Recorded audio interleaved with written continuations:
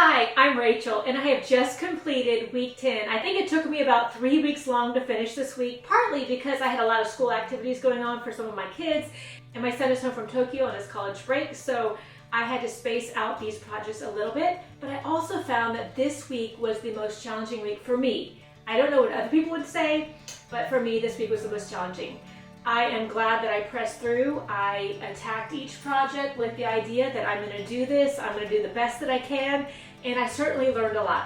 So what was this week all about? Well, section 10 is about foreshortening, and then we had 3 Alla Prima paintings to do. So the first thing that we did was work on foreshortening. Foreshortening is when something is coming out at you, like if I were to put my hand and you had to draw the fingertips or draw this hand, it is going to be bigger than the rest of me. And so foreshortening is very difficult and your eyes can play tricks on you. So we had to hold our hand, first of all, like this, and then draw it. Because we were not able to use our scale tool, we had to use a pencil and just kind of eyeball half and half, like what size, how tall it would be.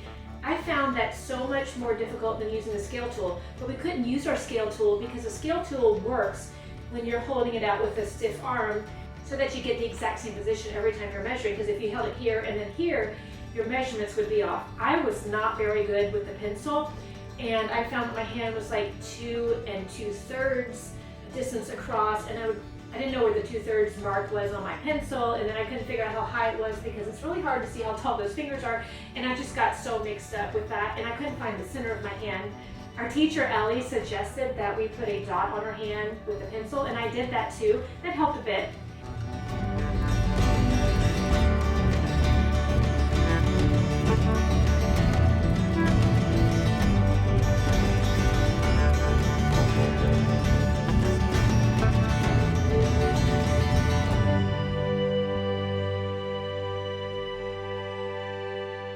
So anyway, this was the first hand drawing. I will have to give you a close-up of that because I know this is very light on the camera and you can't really see very well. So this hand, and then this one was bringing our fingers forward and drawing like that. And of course, it's also hard to keep your arm up that long to sketch it, but you do that and then you try to get all the marks and see where the fingertips. One tip that she gives that I find that is very helpful is to note that the balls of your fingers are literally like that, a ball.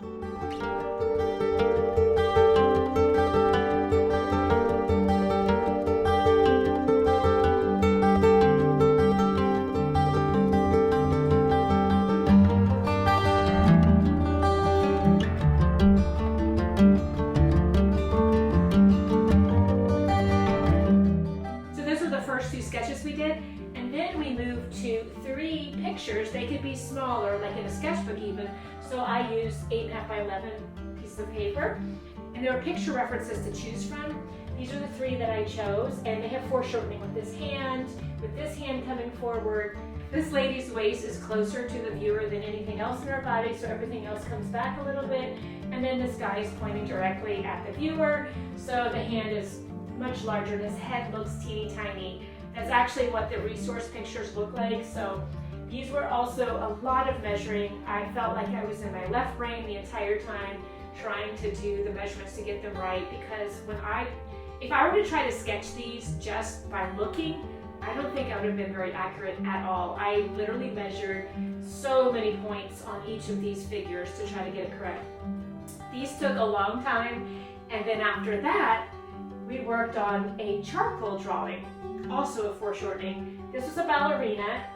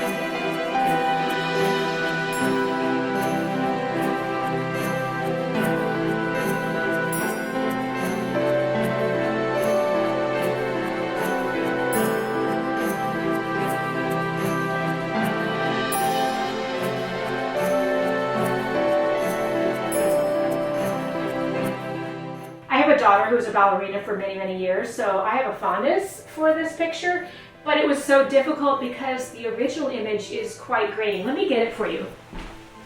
Here's the original image for this picture. It was hard to see what was happening in the face. The face is very dark. It was hard to see where the leg stops and where the leotard begins, and the shadows are so dark and soft, but in a way that can also be helpful because you can just do a lot of blending. So I went with it. I think I could have darkened the whole eye area a bit more because it looks more that she has a beady little eye, but in fact I can see now that there's more shading in here that I could have darkened it. But I kind of like the way it turned out, and that was a good learning experience. That also took me a long, long time. I want to say over 4 hours or something. It was long. And then the final project of foreshortening was this girl here. So our last foreshortening project was to take one of the images again on the Pinterest board, and I chose this one that I'd already drawn. And this was going to be a challenge to make it larger, as well as add some abstract elements to it and some background. So the Pinterest board that I chose had this glass architecture, as well as these little swirly wood chip looking things. And I combined everything. This was so much measuring because for everything to go backwards in the distance, you have to make sure you get your angles right. I think this is the one incorrect angle, and it was because in the original image I couldn't really see what was happening. This is blurry, so I should have just corrected this and made it go like that, and it would have, I think, looked a little bit better.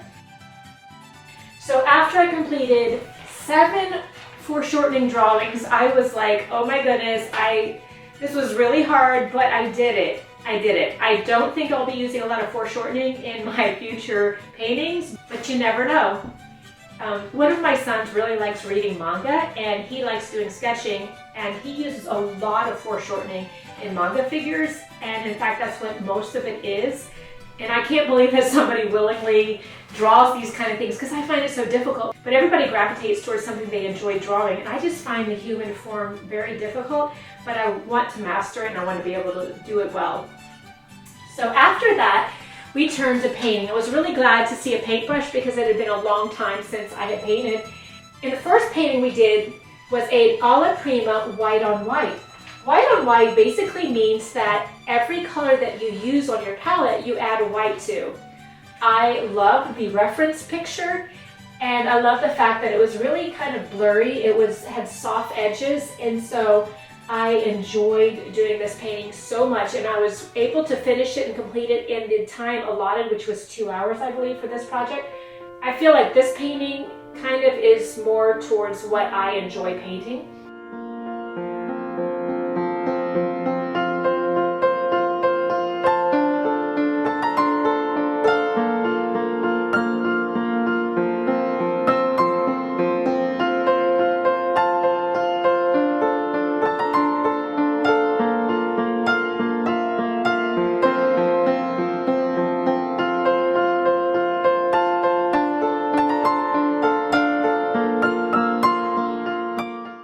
The next one was a black on black, and similar to the white on white, every paint color that you put on your palette, you mix some black into. You don't use white, and you can also use radiant colors, which are basically pastels. I don't own any, so I basically use some red, yellows, and blues and mix black into them. When you mix black into a yellow, it turns kind of a greenish shade, which when I put that down, it looked kind of garish. Have you ever seen a horse that looks greenish? No, neither have I.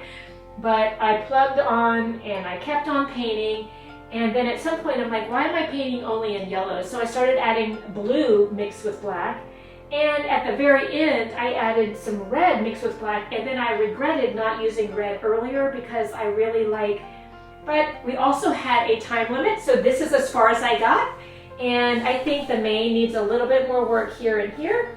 But it fades into the background, and I had fun doing this one. I really enjoy these two techniques a lot. They are tricky, but I don't know, I really like that. Oh, let me show you the references that I used. So this was the reference that I used for the white on white. You can see the original is very light. My printer also doesn't quite print it as dark as the original image, but you get the idea. The black on black picture is right here. My printer doesn't print it as vividly as it is in the original. You can see all the light colors here. You can also, I don't know if you can see this up close, but I put a lot of dots as marking points when I'm measuring to lay down the horse. I started by laying out the outline in pencil for this one. With this one, I used the paintbrush because I feel like it was a looser type of painting. With this one, I spent a long time marking out exactly the correct proportions because I didn't trust myself with the paintbrush to get things correct. I didn't know if the eye would end up, down here or up here or whatever. So I really did mark mine out. And I'm beginning to see that getting things correct before I even start takes a long, long time for me. And so moving on to the final painting that I just completed today. So this final Alla Prima painting that I just completed today was using one color and mixing that color into all other colors. So my reference picture, it printed out looking like this.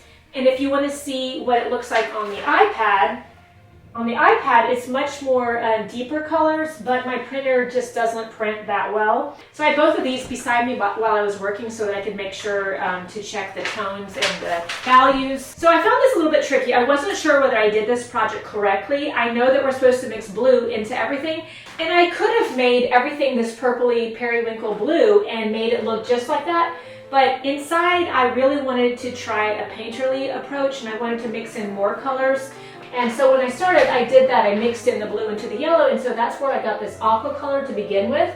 And I decided that instead of trying to make it look exactly like this, because then I would literally be using just the blue and the red to make the purple and adding white, and then it would all be the same shade. So I forced myself to mix blues into other colors so that it would have some variety. And thus you get the mixture of the teal colors, and that was a Prussian blue, I believe. We've got all the cool aqua colors here, and then I came with the warms on top that I added the magenta and the warm blues. So therefore it's kind of an odd color combination, and I'm not even sure if we were supposed to make it come out looking exactly like the picture. It would have been just like one color and very monochromatic. So I did play around, I did add some, I only basically have those two colors. I did mix a lot more. You can see my palette. So here's my palette. These are my cools and these are my warms. I did not get into these warm values because I found that these shades were all that I needed. I did a lot of cools and then I came in with the warms only at the end, and that may be part of my problem as I could have warmed things up, but the original image does feel very, very cool to me. So I'll pop up a closer view of that. Thanks so much for watching. This was a very tough week. And if you're considering joining the Milan Art Mastery Program, I highly recommend it. It really does stretch you. It teaches you a lot by having to do these type of projects. You learn things and you try out things that you would not try on your own. There's a lot to be said for experimenting and having fun, because I think that sometimes these happy accidents or these all this experimentation is going to lead somewhere and really help us to be able to find our own personal style, personal voice in art making. So if you have any questions, please pop them down in the comments below, and please hit subscribe if you want to see more videos. I think I have 2 weeks left in this whole part. The program is divided into 4 parts, and the first part has 12 weeks, so I have 2 weeks left. I know it's going to get busy. Trips coming up, but I'm going to plug away. I love doing this art program, and I can't wait to see what's next, and I feel like it's a reward to go watch the next video, seeing that I've worked so hard these last couple weeks to get 1 week completed. Anyway, thanks for watching, and go make some art today.